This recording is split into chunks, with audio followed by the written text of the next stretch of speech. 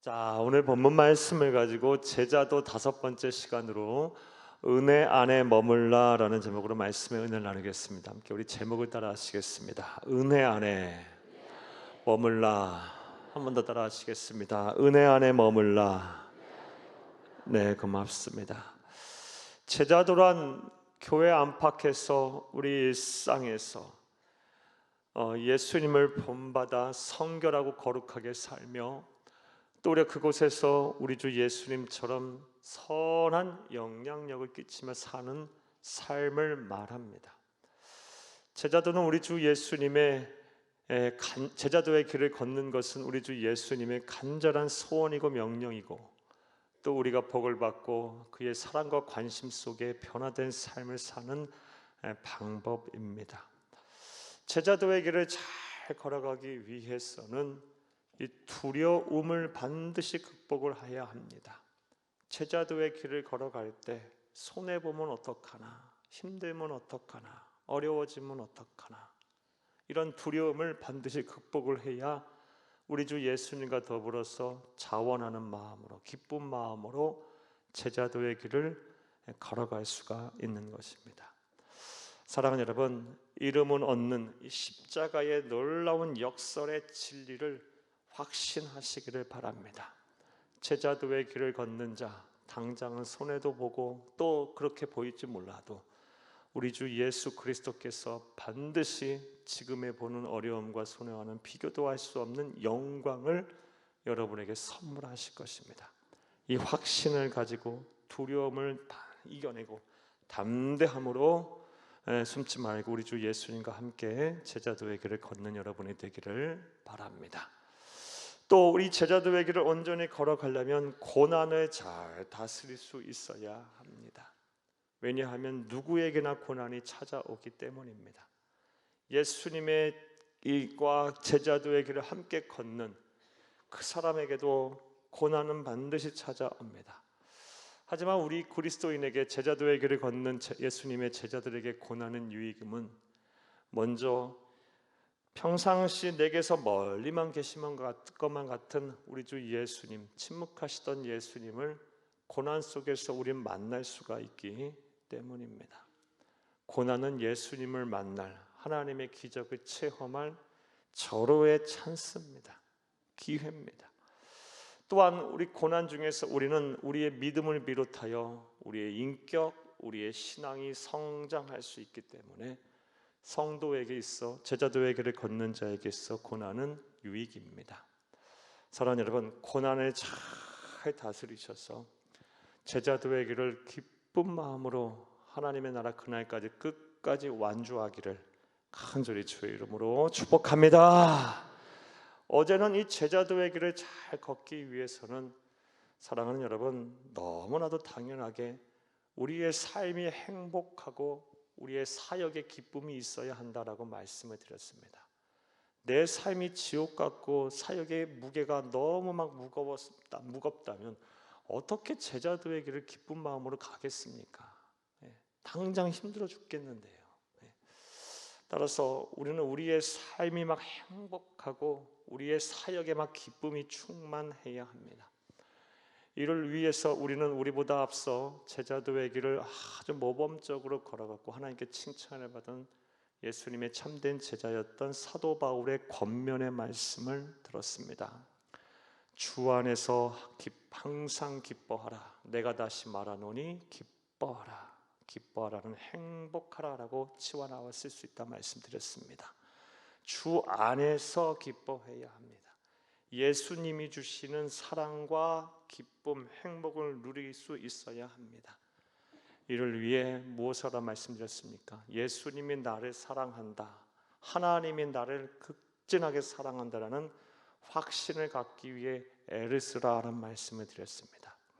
하나님의 말씀을 펴놓고 하나님이 여러분을 사랑하신다, 여러분을 포기하지 아니하신다, 여러분의 편이 되신다, 여러분을 도와주신다라는 이 확신을 여러분 하나님의 말씀을 펴고 날마다 묵상하는 가운데 이 갖기를 간절히 바랍니다.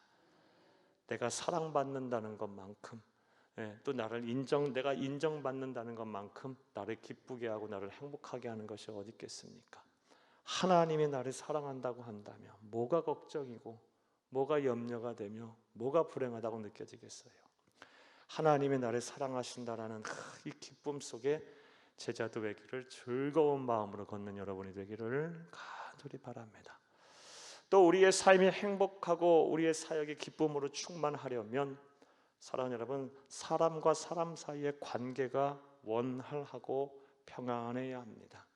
이를 위해 사도 바울은 우리에게 너희의 모든 관용을 사람들에게 알게 하라 그랬습니다.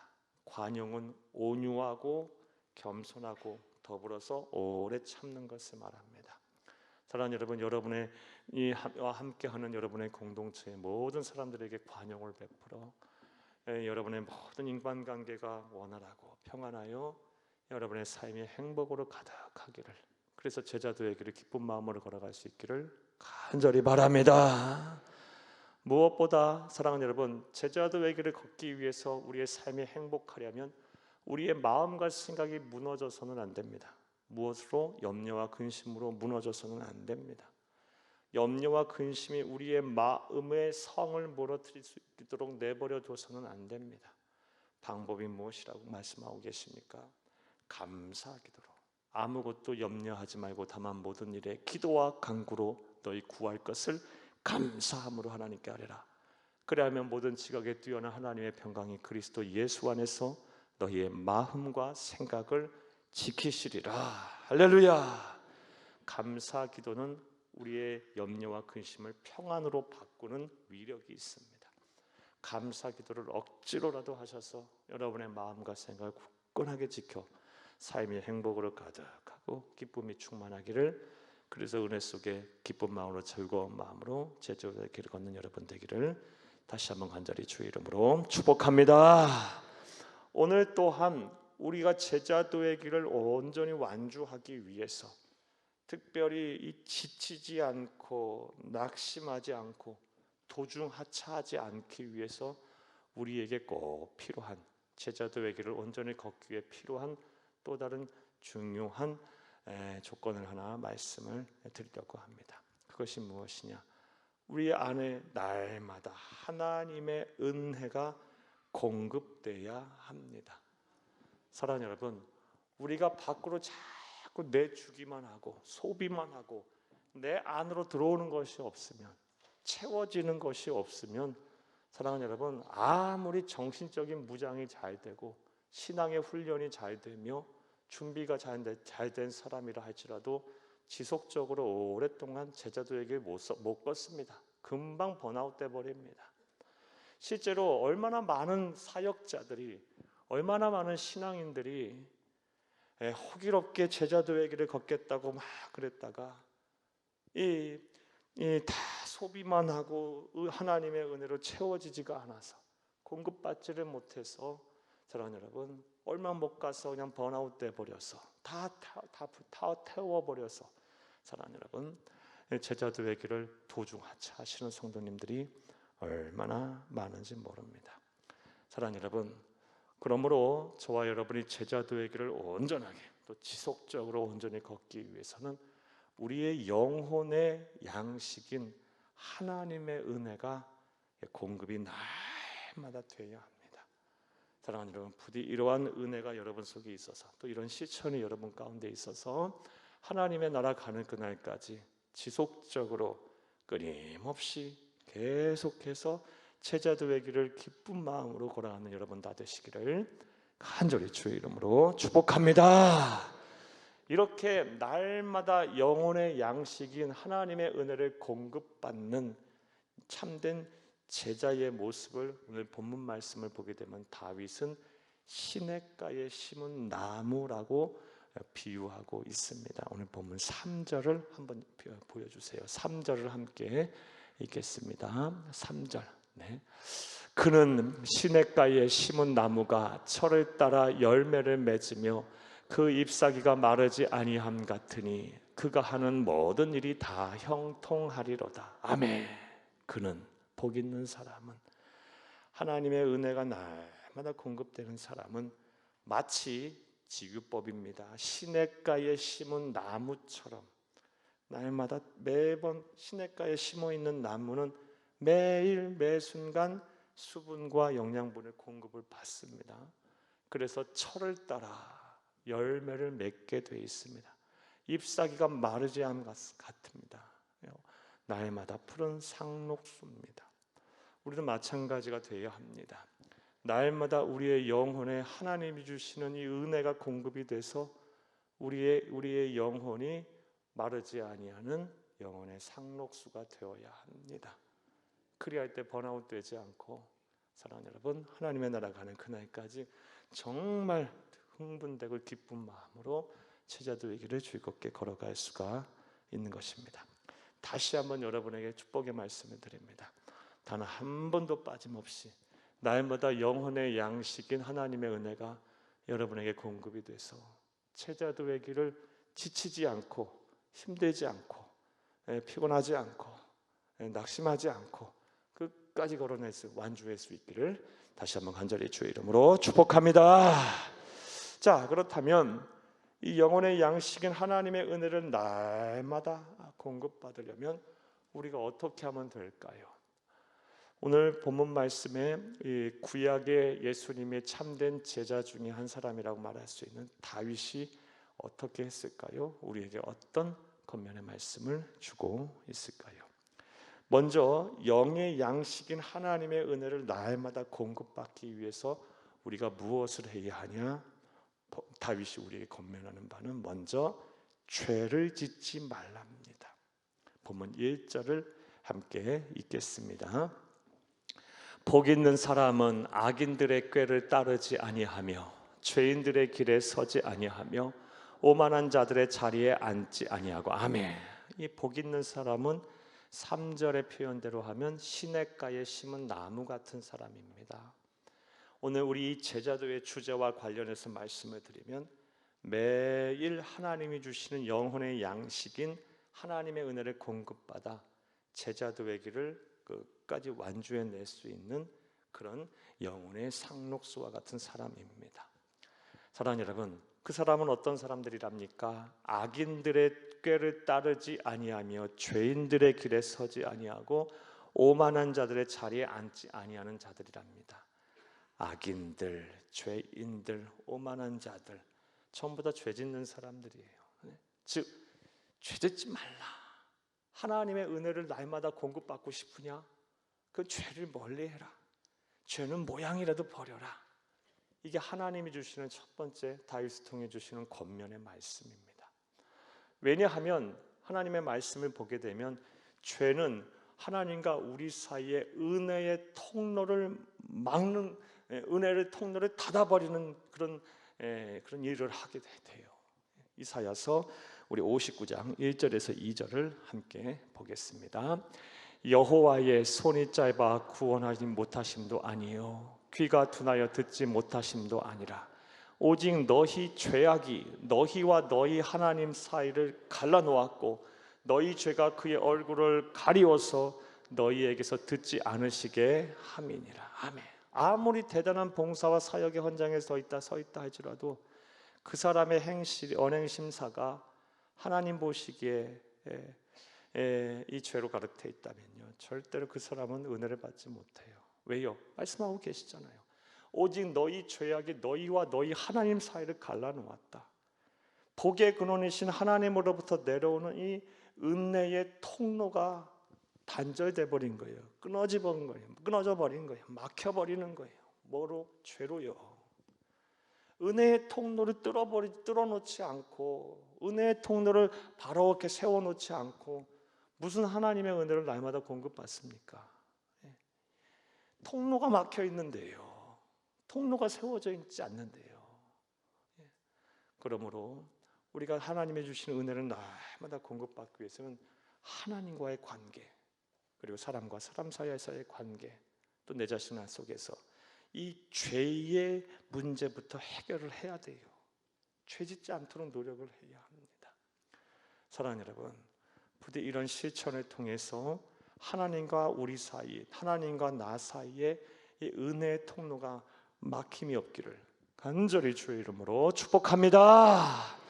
그런데 우리가 살다 보면 죄 안 짓고 삽니까? 참, 우리 형제와 자매를 미워하는 것도 살인죄라 그랬고, 사랑하는 여러분, 여자를 보고 음욕을 품는 것도 간음죄라 그랬는데, 하루 동안에도 얼마나 우리의 마음과 생각에 별의별 감정과 생각이 막 들어갔다 나갔다 합니까? 예.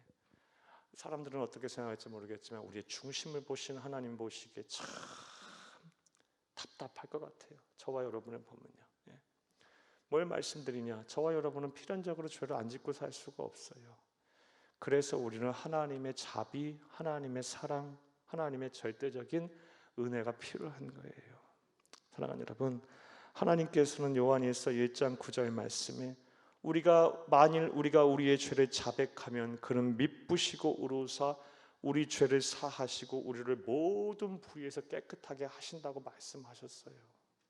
죄질 수 있어요. 하지만 예수 그리스도의 보혈의 공로를 의지하여 하나님의 자비하심에 기대어 내 죄를 자백하면, 회개하면, 그리고 다시는 그렇게 살지 않겠습니다라고 그런 변화된 삶을 살게 노력하면 다시 은혜의 통로가 열린다는 말씀이에요. 용서하시겠다는 말씀이에요. 사랑하는 여러분, 정리해 볼게요. 날마다 하나님의 은혜를 공급받기를 원하십니까?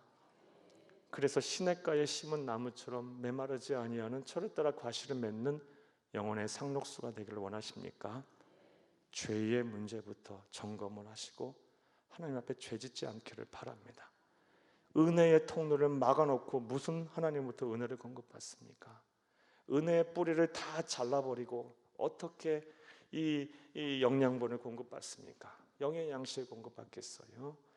이것을 너무 잘 알았던 다윗, 구약의 참된 제자라 할 수 있었던, 제자도 외길을 걸었다고 할 수 있었던 다윗은 복 있는 사람은 악인의 꾀를 따르지 아니하며 죄인의 길에 서지 아니하며 오만한 자의 자리에 앉지 아니하는 자다라고 벌써 죄의 문제를 언급하고 있습니다.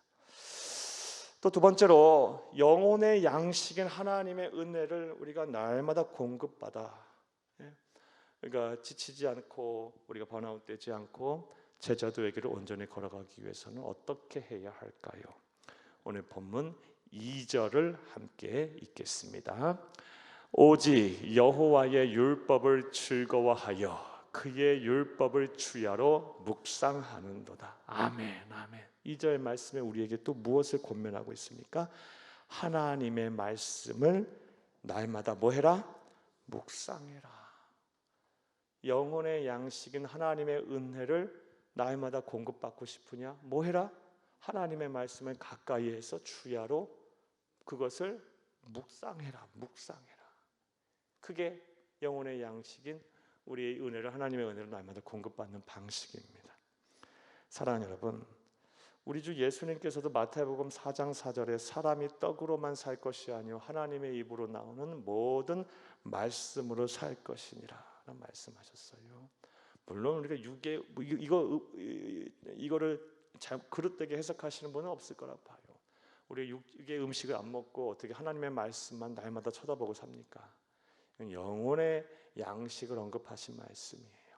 사랑하는 여러분, 우리의 영혼이 건강해지려면, 우리의 영혼이 강건해지려면 제자도의 길을 폭중도 하차하지 아니하고 끝까지 완주해내려면 영혼의 양식이 공급받아야 되는데 어떻게 한다? 사람이 떡으로만 살 수 없고 하나님의 입으로 나오는 모든 말씀으로 가능하다라는 거예요. 그러므로 하나님의 말씀을 주야로 묵상하기를 바랍니다. 그래야 뭐한다? 영혼의 양식을 공급받아 하나님의 나라 가는 그날까지 제자도의 길을 걷는 것이 굉장히 행복하고 즐거울 것입니다. 이런 은혜와 실천이 저와 여러분 가운데 있기를 다시 한번 간절히 주의 이름으로 축복합니다. 자, 그렇다면 하나님의 말씀을 묵상한다라 그랬는데 묵상한다라는 것은 어떻게 하는 것일까요? 묵상하다의 히브리어 원어는 하가라는 단어입니다. 하가. 이 하가의 정확한 원래의 뜻은 이 성서 시대 사람들이 사용했던 이 히브리어와 하가의 정확한 용례는 소가 되새김질하는 것, 되새김질할 때 되새김질하다라는 뜻이에요. 여러분, 소가 되새김질 하시는 모습 보셨죠? 예, 소는 위가 몇 개입니까? 4개입니다. 4개. 그래서 이 소가 먼저 음식을 어떻게 소화시키냐? 풀을 막 잔뜩 먹어서 제일 큰 위인 첫 번째 위, 혹위라고 합니다. 혹위에다 저장을 합니다. 가득 저장을 해요. 그 다음에 이 혹위에서 소화를 촉진하는 이런 그런 요소들이 분비가 된다고 합니다. 그 다음에 이 어디로 보내냐? 두 번째 위로 보낸다고 해요. 두 번째 위로는 벌집 위라고 합니다. 여러분, 벌집 위, 여러분 보셨죠? 종종 이거 탕으로도 막 끓여 먹고 하잖아요. 여러분, 저만 먹습니까? 예, 이 벌집 위로 보내서 이 소들이 이거를 조그맣게 이렇게 덩어리로 뭉친답니다. 그 다음에 이것을 어디로 보냅니까? 바로 소화시키고 다시 토해내서 입으로 그냥 이렇게 되새김질을 하는 거예요. 하루에 6시간에서 8시간을 해야 건강한 소랍니다. 24시간 중에 6시간에서 8시간 되새김질 안 하면 그 소는 건강하지 않은 소랍니다. 그 다음에 세 번째 위로 다시 보내는 거예요. 그리고 네 번째 위로 소화를 시키는 거예요. 이게 바로 하가고 이게 바로 묵상하는 거예요. 사랑하는 여러분, 적용을 한번 해볼게요. 오늘도 은혜 안에 머물러라는 말씀은, 제자도에 관한 말씀을 들었어요. 그러면 한 귀로 듣고 한 귀로 흘려버리는 게 아니에요. 선포된 말씀, 이거를 헬라어로 케리그마라고 합니다. 이 케리그마, 선포된 이 은혜 안에 머물러라는 말씀을 여러분의 묵상하는 게 다음과 같이 하는 겁니다. 삶의 자리에서 다시 어떻게 해요? 되새김질하는 거예요. 꺼내는 거예요. 그래서 계속 생각을 하는 거예요. 내가 제자들의 길을 걷는데 죄 짓지 말라 그랬는데 하나님과 나 사이에 은혜의 통로를 막아놓고 나서 막연하게 하나님의 은혜를 구하며 그렇게 내게 주시지 은혜를 주시지 않는 것에서 불평 원망하고 또 영적 침체에 빠지지는 않았나, 내게 문제가 있지는 않았나 막 점검하고 또 관련한 말씀을 보면서 막 묵상을 하는 거예요. 되새김질을 하는 거예요. 또 결단하고 회개도 하는 거예요.